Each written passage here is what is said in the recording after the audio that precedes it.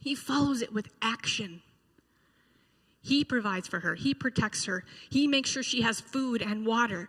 He encourages his workers to keep their hands off of her. And he sticks his neck out in chapter 4 and takes on her and Naomi as his kin. He acts with philoxenia. It's a fancy Greek word that means love of stranger, as opposed to xenophobia, fear of stranger. So by doing this, he takes part in the blessing he speaks. He does not just sit there and bemoan her plight. He doesn't just say, wow, she's great for what she did. He acts and makes that blessing come true. And we know the rest of the story, the blessings spoken all come true. You know what's funny about this story, too, is if you read the book in its entirety, there is no supernatural presence of God. No miracles happen in this story. No messengers of God, no angels. This is a story about humans caring for one another, stepping out and looking out for the vulnerable.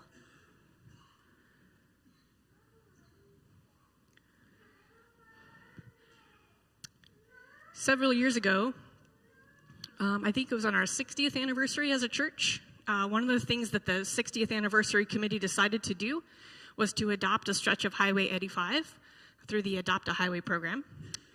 We are, Karen, how many years have we been caring for that highway now? Okay, 2016 or 17, so about 6 years.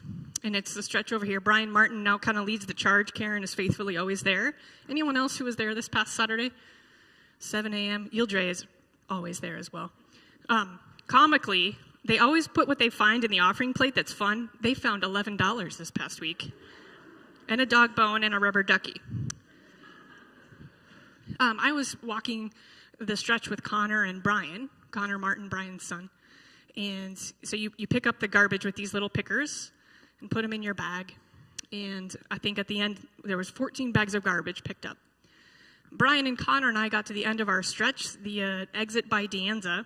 And if you've ever looked south as you're traveling north, not to confuse anyone, there are actually 7 or 8 large pieces of garbage on the side of the road that have been there for several months.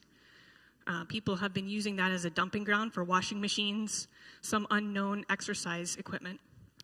And here we are, the 3 of us, picking up our pieces of garbage, putting them in the bag. And I thought to myself, this is such a metaphor for the life of faith. None of us can control what one person does dropping a large piece of garbage. None of us in this room, unless I don't know some of you, can influence maritime law and make it so that boatloads of immigrants and vulnerable populations get taken care of and accompanied to shore no matter what. None of us can make laws that change border policies to provide for the most vulnerable on our border here in the U.S. And it can be disheartening, isn't it? It can be incredibly disheartening to think that all we can do are the little acts in our midst. Now, to be very clear, the metaphor of picking up garbage does not extend to the metaphor of how we care for immigrants. Okay, I just want to make sure you guys aren't making those two connections.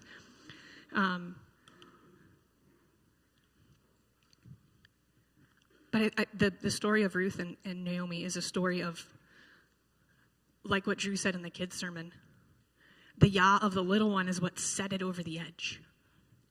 What made the call and the shout change the little flower that Horton was holding.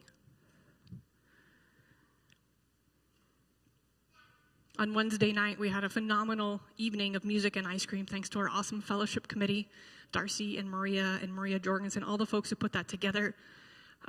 Nostalgic, beautiful music by Steve and Gilbert, who's not here, and Mike, Barbara and Michael playing out of the open doors over here. Beautiful moment of community and welcome and kindness. New relationships being formed, farmers market people coming and being in our midst. And yeah, at the same time, somebody was being mean to someone and hurting someone. Today we started a new way of doing name tags. Not to punish anyone, but for a very good reason. This paper in here is recycled paper left over from office, mishap printing. Drew always does bad printing jobs. It's his fault. No. These are compostable name tag holders. There's the chance to write your pronouns, to do whatever you want with your name tag and make it yours, and we will reuse them every week. And yeah, in the same moment, someone's probably dumping toxic waste into a waterway somewhere. But this is what we can do.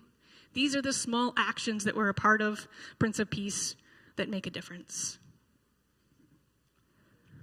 Prince of Peace, small and mighty.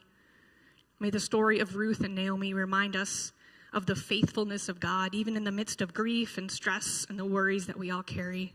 Do with our little acts buoy our faith.